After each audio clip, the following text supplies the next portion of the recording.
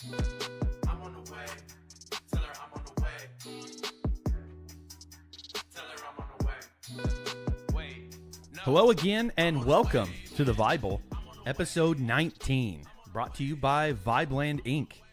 My name is Cassidy Fletcher, your host, and that one Halo modder you always hated. I'm once again joined by my co-host, Reed Linus. The gamer that got banned for talking shit to kids. And Bryce Crawford. The overlord of this VIBELAND clan. So let's get into it. Today we're going to be discussing the economics of gaming. We're going to get into microtransactions and play-to-win games, talk about currencies within games, including V-Bucks and Fortnite.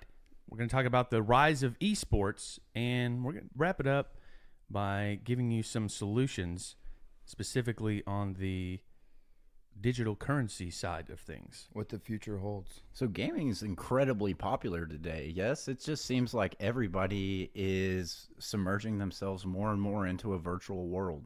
Yeah, I agree. And I think it's been around for so long to where now these games are really starting to take hold and like how can we make money off of these users? How can we make money off of these gamers that are investing 10 hours, a day sometimes just to play this one game? It baffles me. And I was one of those people. I have been too.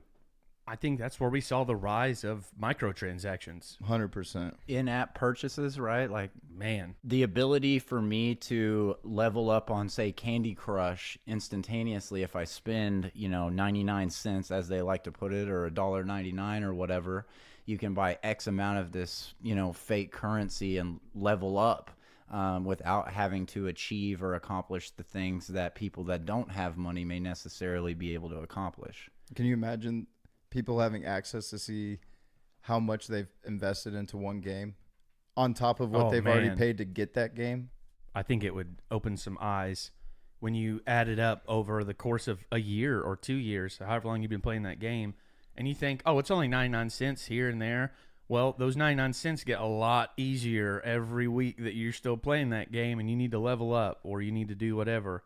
And all of a sudden, if the price jumped from 99 cents to $1.99, you're not even thinking anything of it, and you're just going to keep on giving them all your cash. Exactly. Yeah. If you ever watch those videos on YouTube, it's like the spouse of, some person realizes Liquidated the bank account for Yeah. Candy Crush. they check the bank statement and it has, $400 allocated to, Fortnite or Vcash or whatever the hell that guy may be playing.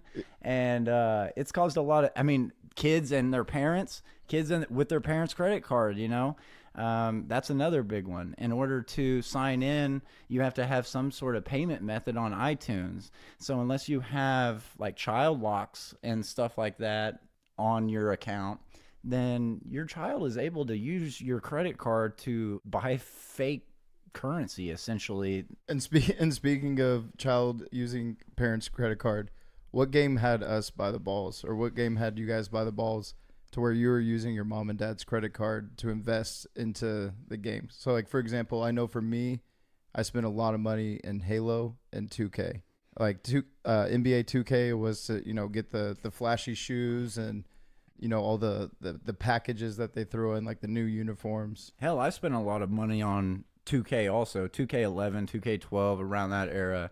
That was one of the big ones for me, and it was mainly because I was trying to compete with you online. You know what I mean? Yeah, exactly. And so you got to level up, and so you add competition to it, and then all of a sudden people are willing to pay, even more than they were before that.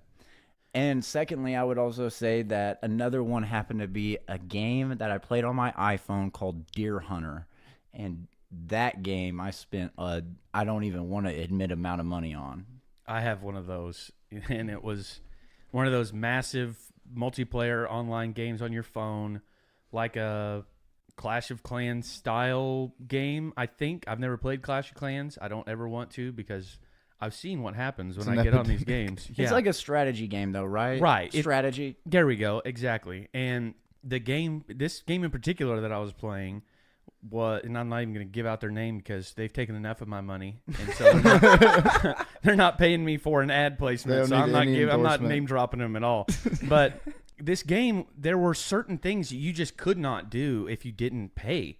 and it was a play to win strategy, or excuse me, a pay to win strategy instead of a play to win. So regardless of how good your strategy was, if there was somebody else that had dropped $2,000 or $3,000 in this game, which I talked to people in my clan that I was in, that was a regular thing. Like, in fact, every time somebody purchased something, it popped up in the clan menu, and everyone else got a micro gift every time that you bought something. So you're incentivized to continue buying stuff because you're helping out your clan as you go. And here's that's how where they they get get you. you. Really Yeah. well designed. Oh yeah. Jeez. Well, the first one is like $1, and you're like, oh yeah, I'm gonna absolutely do that. The second pack you buy is like $4.99. No big deal. Then you get some for like the $20, $25 range, and even then I'm like, okay, but now I've been playing this game for a while. It was a free game to download. Okay, I'm okay with paying a little bit here. Every transaction after that, once you get to a certain level, $99.99. Gosh. Every one of them. And that's just for one thing For on one- that platform. You get like a bundle, and you could pick your own bundle that you got, and they would have a special every day. Oh, here's today's bundle. Make sure you don't miss this one. See, those bundle packages are such a scam. Oh man. I know we were talking about that earlier, but for example, like on Madden, if you wanted to enhance your team and you wanted to like have the best players, Yeah, if you're new playing like a jerseys. fantasy, Yeah. you would pay for this bundle, and you had no idea what it is, and I can't remember, it was like 10 XP or something like that, which is like $2.99, but you had no idea what you were getting, but you're having the hopes of, okay, I can get Barry Sanders, for example, when NCAA was still out. Oh yeah. You could get all those rival. Those like cards that you unlock the players. Yeah, and you're looking for the player, but then sometimes you get those terrible packages to where it'd be like, oh, you get this. Yeah, it's old school helmet randomized. or Yeah, something like Yeah. a slot machine, right? Exactly. It brings that gambling They quite- aspect into it. On Call of Duty, I know they quite literally have a slot machine. I mean, that's what it is. It's rotating reels, and then it goes click, click, click. It has all the same like dopamine reward systems as Las Vegas casinos. Yeah, do. these dudes are just implementing gambling on that end. But is that where they get us with the packages? Is they know that we don't want to invest this time, so hey, you can do X, Y, and Z, because if you spend time on the game, you can get to that level, Sure. right? But they make it to where it's almost impossible to spend that amount of time without already being left in the dust. Or here's where they get you. RNG, a random number generator. That's how almost all these games work, where there's a loot pool, and that's where pretty much all these microtransactions happen. Whatever the loot pool may be, it might include guns and armor and cool shaders to change the look of your character or the look of your gun or a gun skin. Or it could be, like you're saying, Barry Sanders could be in that bundle, or every Heisman Trophy winner could be in that bundle. Well, The new Jordan uniforms, Right. For example, whatever. Yeah. so it's a random number generator that just spits out, here's what you get. I mean, you could play it every single day for all of eternity, and you could never get what you needed. It could happen. I played Destiny for, I don't know, about 3 years or so, and for the last year and a half, there was one pair of boots that I didn't have in the whole game. That was it. And never once got it. Dude, I was the same way with Halo, because I think it was Halo 4, to where they had some collaboration with Doritos.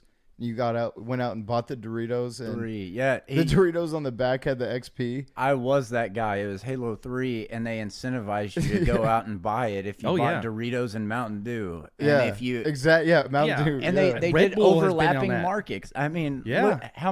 what do you think of when you think of a gamer? You think of, probably a stoner sitting on a couch eating, Doritos and drinking Mountain Dew. Dude, So what a great partnership. I can't believe I'm admitting this right now, but I would go to the Walmarts and I would look for the Dorito packaging, and I would just flip them over, and I probably had over 100 pictures of 100 different Dorito bags on my phone, to where I literally just drove to go to Walmart, get the pictures, go back and put that into Halo, so that way I could have access to like new armor, new helmets. It became so obsessive, because I think that's where they get us again, is the competition. There's so many people out here doing this that if you don't do it, you're going to be left behind.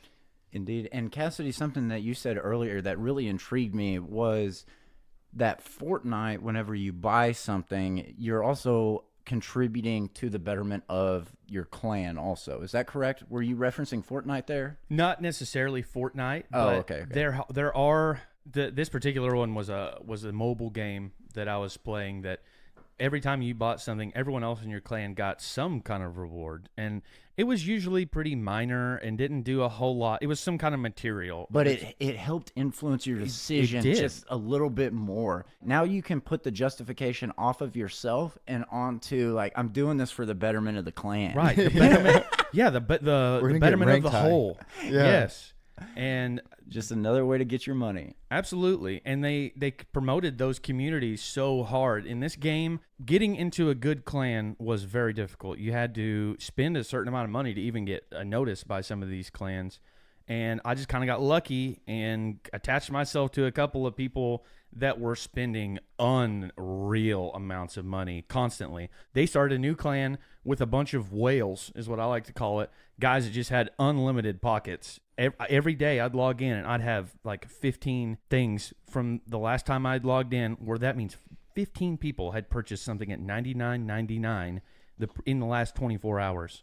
And so my question is, with, you know, we're talking about in-app purchases, specifically with mobile phones right now. What happens when you don't back up your device and your phone falls into the water? You just lose all of your data. Is all of that gone? Like, do these? Because when I worked at Apple and it just hit me, we had so many customers come in pissed off because all the stuff that they had on Clash of Clans, Candy Crush, like any game where there's an in-app purchase, like everything was gone. So like They should be able to just log in to their new phone and access the same exact stuff that was on there, right? yeah, and That's they what I would should. assume. The app, if they're opening up a platform to where you can invest this money, you know, you're being rewarded, or where you have access to, you know, all these different things, all these upgrades. You've made it so far and deep into this game. They should have a cloud-based area to where you can save your information. So, And but Apple I don't think they offers this, did. right? So, like, say, for instance, I'm playing Candy Crush on my iPhone. You have to log in with a username and a password to get into Candy Crush. And so they have that data stored somewhere, right? Part of it is stored on your phone, though, because if you notice, every time you delete an app, it'll say this will also delete all of the settings or Yes. whatever's in this app, whatever's local on that phone would just be gone, I think, if you deleted it, or if it got corrupted somehow at the file. If you needed to delete it and re-download it, I'm wondering if maybe some of that stuff you had might just go away. I'm not sure. I never had that experience. Dude, and I experienced it went away. Like there was no access, because I man. mean I've spent like 2 to 3 hours with people trying to call these I'm these sure they different were applications. outraged. Yeah. Dude, yeah, because they're spending $4,000 or $5,000. I mean, the whales out there, Yeah. and on top of that, think about, we're adults, and you know, we're paying for all. We know where our money's coming and going, but think about these parents that they just have their card signed up on their kid's Xbox or their kid's iPhone on the App Store, and they're just buy. Dude, it's a real deal cult. So speaking of obsession, I've recently seen Fortnite. It seems like it's swept the globe, right? Like Oh, that man. game itself. I mean, what is it Yes. about Fortnite that makes it so popular? I think, first of all, is just the ease of play, the fact that it's completely free to download. It's got cross-platform compatibility. So I'm on my iPhone and I can play you on your Xbox. I believe so. So you can See, play on your that's mobile revolutionary device? right I didn't there. even know you could play on your mobile Oh, device. yes. Kids are okay. playing it in school constantly now. Oh, God. Yeah. And you It's, said it's that's free. been a problem. Smoking jewels and playing Sure. Fortnite. That- For that's- real though. The teens of 2018 sums them up in about one sentence right there. But it's huge, and it's not just teens anymore. It's everybody. Like every gamer that I know has played Fortnite for some extended period of time. And just to show how much gaming reaches other age generations, also your dad games, right? Yes. My dad and my uncle have been gaming my dad really since I got a PlayStation, or even before that, back when we had just a regular Nintendo. I mean, he had that. That was his Nintendo, and I would just play it all the time. And then as every game console I would get, we would play with each other. And I think Halo was the first one that really got him in. When I got Halo and you could do the co-op mode, we went through and we beat Halo together, like as a team, and it was so much fun. It was a great bonding experience, and he still plays today, and he plays a lot of the same games that I do now with the headsets, and it's so easy to hop online, and you can jump in a party, and you can talk with each other, and it's become such a social community where there's friends that I have that I am very close with that I have never once in my life met in person. But if they showed up today, we would get along just fine. You would share your resources just like you do in the Absolutely. clan. You know what I mean? Dude, I've read articles to where gamers have invited, people that they met online, like your friends that you met online, and they're in their wedding. And the first time that they're ever meeting these people was at their wedding. That's amazing. I actually had someone that I used to game with quite a bit. He was in the armed forces and was not able to go back. He lived on the opposite side of the country. We invited him to our family Thanksgiving, and he came down. He had like one That's day awesome. off. Really? Yeah, and it was a guy that we had played literally hundreds, if not thousands of hours online with him. We knew him, everything about his life. First time you met him? First time we'd ever met him. We invited him to the family Christmas or to the family Thanksgiving, and we were like, "Man, we hope that this guy's not like some psycho that's gonna walk through the door." Did you ever see like a picture of him or anything? We did. So we connected with him on Facebook. Okay. And so, we actually had seen him. We knew that he was a real person and he was who he said he was. He's not a bot. Right. And you guys aren't Chris Hansen? Yes. But it was really cool. He actually came to a couple of our different family functions. So he ended up coming over. Everything was great. He came over for, I think, the next Thanksgiving as well, or the next Christmas. But it was because he was not that far. It was only a couple hours away from us. He was living on the base. He wasn't able to go back home to celebrate with his family. Well, we were like his gaming family. And so he would come and visit us, and we would go up there and visit him occasionally. Dude, that's such an awesome part of gaming that I think a lot of people would consider weird, but that's where we're going. It is in the future. How can we communicate to people that we don't have access to? Walking down the street, and that's why the gaming community is so strong and so dedicated into all these games that they're playing. Is the camaraderie I think that comes with it. Like you said with your dad, you guys got together and you guys started and finished something. And I guess it's that dopamine reward of like, dude, we can do anything. And it's that teamwork. It's that teamwork, accomplishment, all of that. Yes. You're building something for the better of everyone. Or you're going through another game I played, Destiny. One of the hardest level you can do, it's the raids at the end of the game. Well, you have to have 6 people to go in and do those raids. That's awesome. There's very complicated mechanics that you have to have. Somebody has to be doing something simultaneously. It's all timing. Yeah, it's very clear communication. You have to solve these puzzles. Everyone has a role to play, and every time you beat one of those levels and you progress further, and think of it like a giant dungeon. Every time you beat like a boss, you go further down through a maze and you find another boss and you beat him. As you progressed in there, it's so much fun, and you go through with your clan, with these guys that you've put in hundreds of hours of building this in this virtual world, and you get to go really accomplish something, and it feels so good when you beat it. And so you say virtual world, and it really comes full circle back to really how we open this, and it's that people are submerging themselves further and further into a digital world. And that's what's happening with gaming. And it's odd, but it's true that you're able to connect with people almost more so digitally now than you are in person, because in person requires the brain to begin thinking about all the social niceties and, making eye contact and all X, Y, or Z. And you have to meet up somewhere. There's got to be a physical location. I mean, I know that sounds stupid. Geographical limits are something that is just completely out the window when you go to a digital platform.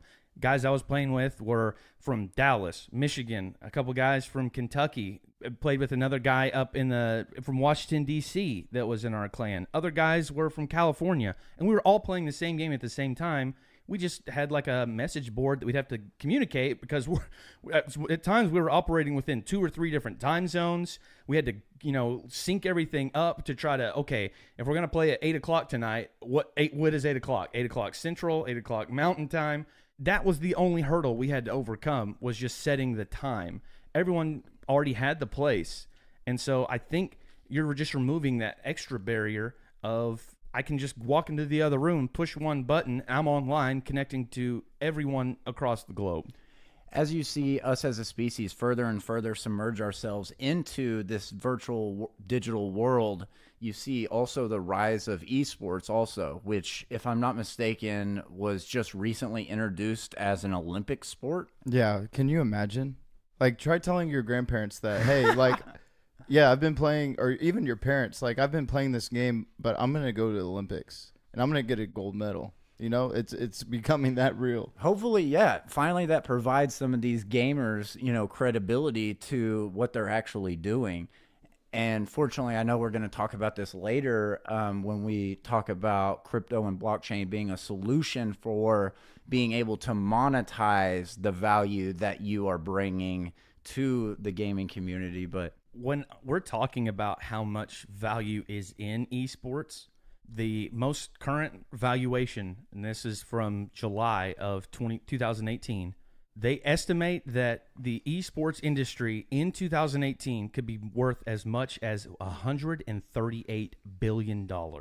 Just esports alone. Just esports. And so break down esports for people that, so is that like an actual sports game? So for example, are they playing Madden, or are they playing, is it like Dota, or is it like World of Warcraft? A lot of times it's more, right, like an Overwatch or a Dota or a CSGO. Are all of those team-oriented? Most of them, if not all of them, are team-oriented. In fact, all of the major esports are all team-oriented. And they call them like clans. Like you clan, so Clans it's like gaming teams. Or teams, Yeah. right. And now there's been different leagues that have been formed. So each game kind of has its own league that they're each, growing separately. Gamers will flock to that league. So I know Overwatch was one that launched in the last 18 months, and there's different teams from around the world. So like Los Angeles has like a team that they have, and they base them off of cities, and there's some serious dollars coming in. Like I think Jerry Jones was talking about buying an esports team.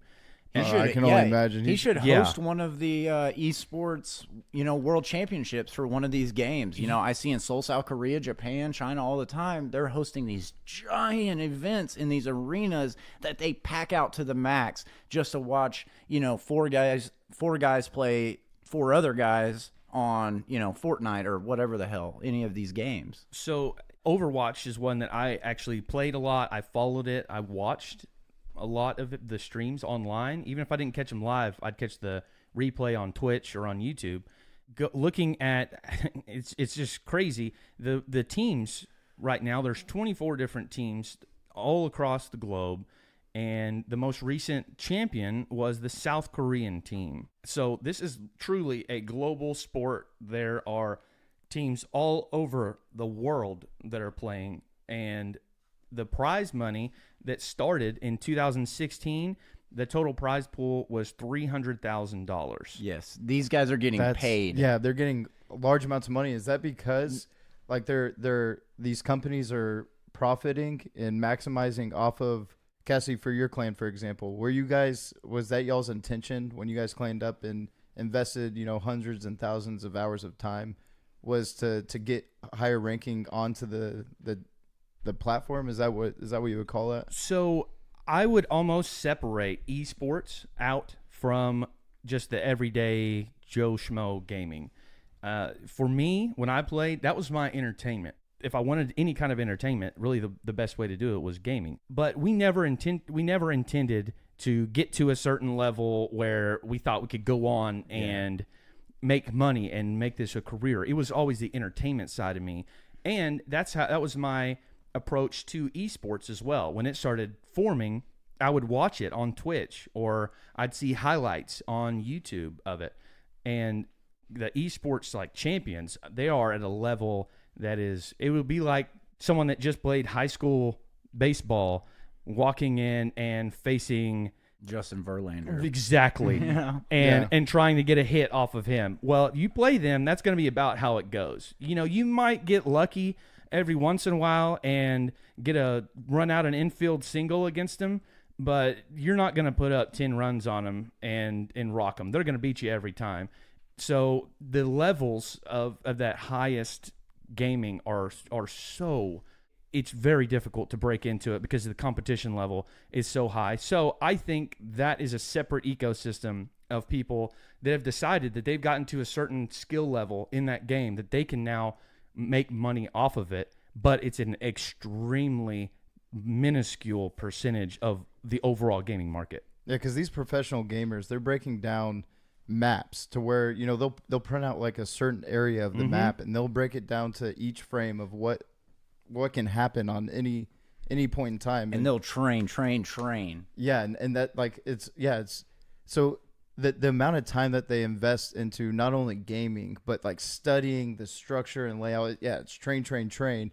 And some of my buddies back in Dallas at Apple, they played Tekken. Is that what it is? Like the Street Fighter game? Yeah, I love that game. Dude, it was so much fun. But it's with Tekken, there's these huge conventions to where the prize money is overwhelming. Yeah. Super Smash Bros. And all this. Yes. And what these guys are doing is they're breaking it down frame by frame. So I know if this person is, 4 frames away from me, I'm gonna do down up to block it, or jump in this frame to press B in this frame. They're literally breaking it down every way possible for every move. Just like the glitches in Halo 2 for anybody who played that, BXB, BXR, double shot, all of those were glitches that you would analyze frame by frame. They're just a tad bit quicker than they provide you a tad bit of a competitive advantage. If you BXR almost simultaneously, that means that means you would kill each other with a BXR move on Halo 2, and it all came down to the speed of your internet. Whoever had the fastest internet or whoever was hosting the game. Yeah, so I want to know what the tryout looks like for these esports. I think it's also important to mention the sponsorship. So to answer your question, I think the tryouts, I think that you can look at world rankings on various games. Yes. Okay. And so therefore, Gotcha. you're able to kind of pick the cream of the crop already, as there is a ranking system. Yeah, but how do I know that person actually gained their ranking without doing mods and things like that? So a lot of these games now have a very, very restrictive set of parameters that they put on. Like if you're going into competitive gaming, for example, if your latency is too high, you're going to get automatically kicked out of the game because you're just going to be glitching around everywhere. Okay. You're too fast. Right. You or have you're to be too slow. So Yes. they're relying on the community to report these issues. Partly, yes. And if Okay. you see someone, you can report them, and it's easy to do. Now sometimes those those are false reports, but I think they wait for kind of an accumulation of reports. If you play 10 games in a row and you've had 5 people from every game report you, then all of a sudden that gaming company it gets flagged on their network, and they're going to go investigate what's going on. So they police it that way. A lot of times they call it the ban hammer, is what I've always called it. Dude, I've gotten banned for cussing on Halo. That's why I introduced myself that way. Yes, that can happen. But this is specifically for people who are cheating. If they've installed a mod or something on their computer and people have reported them enough, then they're going to get flagged, and they're just straight banning them. Now, they're banning their whole IP address. Their account is shut down. They're no longer able to get on that game, period. Wow. I was just wanting to mention about esports. I think that sponsorship is probably where e-gamers, I don't know what they're called, but gamers, Elites, professional gamers, I guess, and what is it, the MLG, Major League Gaming. Yeah, I think that's one of the most prominent esports hosting companies. But I think it's important to mention the sponsorships because, as everybody knows, Shaq made his money in college, and Tiger Woods made the majority of his wealth off of his sponsorships from Nike and Buick and stuff like that. Yes. It's not from winning the damn golf tournaments. Now, those winning the golf tournaments did provide him the opportunity to reach more sponsors, and sponsors reach out to him. However, golf tournament purses that he was taking home for winning the tournament didn't even nearly equate to what he was making in terms of sponsorship money. I mean, less than 10% probably. Yeah, that purse can't compete with Gatorade and Nike. now Bridgestone. Yeah, you're trying to put the PGA Tour on the equivalent level of those very same companies that you just mentioned. So who's sponsoring? So for example, like I know when we see, this whole eSports US Olympics, but the World Olympics takes place, who's sponsoring these events? Is it like Monster, Red Bull, Doritos, like all the gaming type things that you can think of? Like Taco Bell. Like I remember, like anytime I play video games, you just gotta get some food, or I just have Doritos or Cheetos or whatever. So the top companies sponsoring esports teams as of 2018. Now this is article back in January, but still it's got some big time hitters in it. Intel, Coca-Cola, Comcast Infinity, Red Bull, Mountain Dew, T-Mobile, Mobile One, Audi, Airbus. These are giant. Sounds like that's the massive players. Sounds like the New York Yankees lineup. Yeah, right. They're huge corporations that are Murder's Row. They're right. They're these giant companies that can throw millions of dollars in sponsorship and not really ever feel it. It's part of their just marketing budget or whatever. Anyways, It's just like, why try it out? Sure. Why not try it out? Why not allocate $5 million to the gaming sector when your budget is $5 billion or whatever the hell? And I know just, those numbers are very likely way off, but and I think a lot of these companies see it as an emerging market, and so if they can get in now at the forefront and have those sponsorships where they're sponsoring this major gaming league that all of a sudden blows up, and there might be 100 million people watching it a year or two from now. It could be, one of the top sports on the planet. And that's what I was hoping to hear with the sponsorships that you were listing, was hearing one of these decentralized companies be invested in the very same community that cares about them. Who transacts in digital currency already? It's the gaming community. Who is providing digital currency that is unparalleled to anything else that is currently transacted digitally? It's blockchain technology. So any company that's out there utilizing blockchain technology, Wouldn't that make the game more secure too? As far as this modding and everything that takes place now, wouldn't necessarily take place. Well, I think too you have to. That's also where you have to separate out esports from the overall gaming community. Is in esports, everyone plays on a local area connection, so Okay. everyone's tied into the same network, so there's no lag or latency issues on that side of things. they call that a LAN, LAN? Yes. LAN. And LAN parties. you're right. And so everyone is connected to everyone else via the same network. So everyone's playing.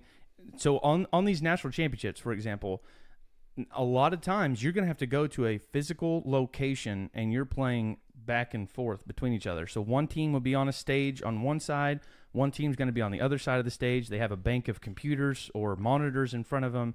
And whether it's, a lot of the times these are on computers. You all have the exact same game installed on that computer, so that way there's zero chance of any kind of funny business happening between it. It comes down to just straight skill at that point. There's no, you take out all the external factors. And I wonder about these outside parties, that almost positive that with esports entering the Olympics, that hackers are going to be trying to figure out any way to mess up this situation.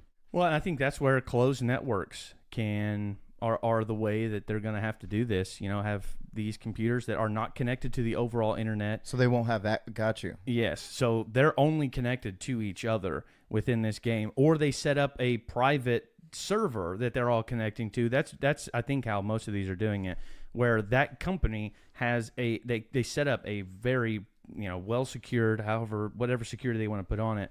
And that server is probably physically located at the location where they're at, just to, again, reduce latency issues and all of that.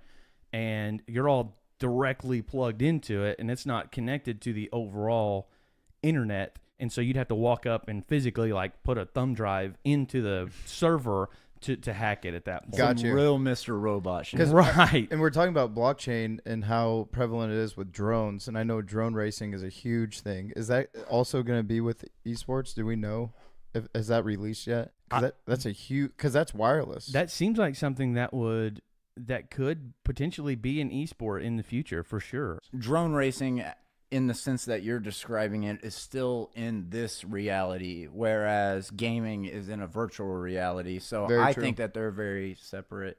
Now that's a good point. Now, That is a good point. yeah, looking at it that way is Like, how cool are That's the a better racing distinct- games? You know, Right. And Yeah. there's some badass racing games. yeah, so that's a important distinction I think as well is on these esports. So yeah, I'm gonna actually adjust my position what I had there.